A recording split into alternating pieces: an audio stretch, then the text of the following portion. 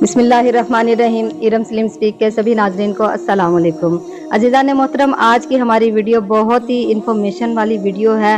آج کی اس ویڈیو میں آپ کو امام زمانہ کا ایک پیارا سا واقعہ جو کہ ایک موچی کے متعلق ہے کہ کیوں مولا نے فرمایا کہ اس موچی جیسے ہو جاؤ تو میں خود ملنے آؤں گا۔ اور ایک مولانا ایک علامہ صاحب تھے جب ان کی روح قبض کرنے لگا ملک الموت، تو انہوں نے مولا حسین کو دیکھتے ہی کیا کہا ایسا کہ مولا نے اس کی عمر میں 20 سال اضافہ کر دیا، اس کو زندگی بخش دی مولا نے۔ ایران کے شہر کم میں اس نے ایسا کیا کرنا تھا جس کی وجہ سے مولا نے اس کی عمر میں 20 سال کا اضافہ کر دیا؟ آخر کم علاقے میں، کم شہر میں ایسا اس نے کیا کیا؟ یہ سب جاننے کے لیے ویڈیو کو آخر تک ضرور دیکھیے گا۔ اور جو میرے چینل پر نئے ہیں پلیز آپ سے درخواست ہے کہ میرے چینل کو سبسکرائب کر دیں اور ساتھ میں دیے گئے بیل آئیکن کو لازمی دبا دیں۔ ویڈیو کو لائک اور کمنٹ میں پیارا سا لبیک یا حسین لازمی کہیے گا۔ عزیزان محترم، اصفہان کا ایک موچی تھا اور ایک عالم دین۔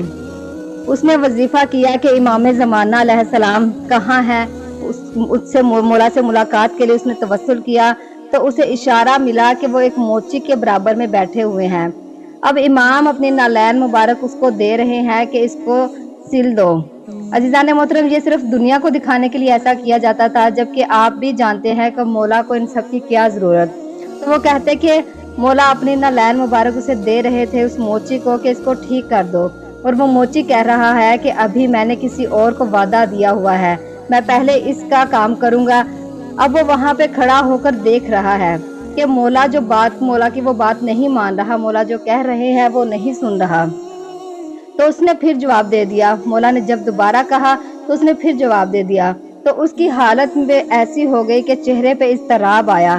تو موچی نے اس کی طرف دیکھ کر کہا کہ میں جانتا ہوں کہ یہ امام ہے، لیکن میں نے وعدہ کسی اور کو دیا ہوا ہے۔ عزیزان محترم، امام خود فرماتے ہیں کہ اس موچی جیسے ہو جاؤ تو تم کو وظیفے توسل کرنے کی ضرورت نہیں ہے، اس جیسے ہو جاؤ تمہیں ہمیں ڈھونڈنے کی ضرورت نہیں ہے کہ ہم کہاں ہیں، ہم خود تمہارے پاس آ جائیں گے۔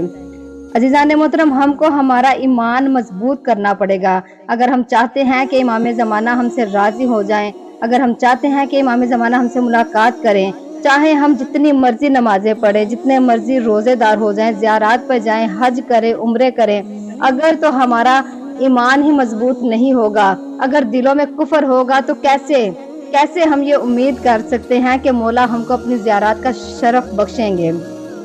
عزیزان محترم، یہ وہ پاک گھرانہ ہے کہ جس گھرانے کی اگر نظر کرم ہو جائے گی تو دنیا کیا آخرت بھی ہماری سنور جائے گی۔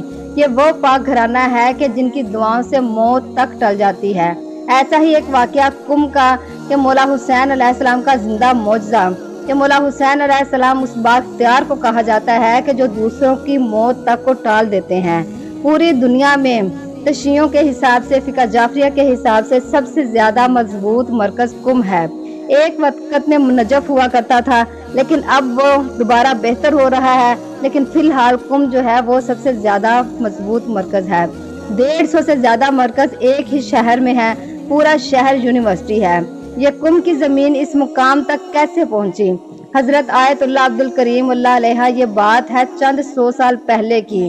یہ نجف اشرف میں زندگی گزار رہے تھے، ایک دن موت نے آ گھیرا پایا انہیں۔ ملک الموت کو دیکھ کے لیا کہ وہ رحلت ہونے والے ہیں، وہ دنیا سے جانے والے ہیں۔ انہوں نے دیکھا کہ ملک الموت ان کو پیروں سے ان کی روح نکالنا شروع کی، بدن سے روح نکل رہی تھی۔ اب بالکل جب سینے تک آ گیا تو ان کو پھول سنگھائے جانے لگے کہ روح نکل جائے، تو اچانک کیا آواز آئی کہ مولا حسین علیہ السلام تشریف لا رہے ہیں۔ انشاءاللہ مرتے وقت مولا ہم کو بھی اپنی زیارت نصیب فرمائیں گے انشاءاللہ تعالی۔ اب آواز آئی کہ مولا حسین علیہ السلام تشریف لا رہے ہیں۔ اب مولا کے لیے کرسی لگائی گئی، ادھر ملک الموت پھول سنگھانے کے لیے آگے بڑھ رہا تھا کہ ادھر آیت اللہ کریم عبد الکریم وہ کہتے مولا کو انہوں نے سلام کیا، ادب سے مولا کو سلام پیش کر چکے، تو بعد میں کہتے کہ مولا سے انہوں نے کہا کہ مولا میں نے تو یہ سوچا تھا کہ کم میں ایک مدرسہ بنواؤں گا، مگر اب تو میں دنیا سے جا رہا ہوں، یہ کام تو آپ کا تھا، آپ کے گھرانے کے لیے تھا، اس مذہب کو پھیلاؤں، یہ تمنا دل میں لیے جا رہا ہوں کہ کاش ایک مدرسہ بنوا پاتا۔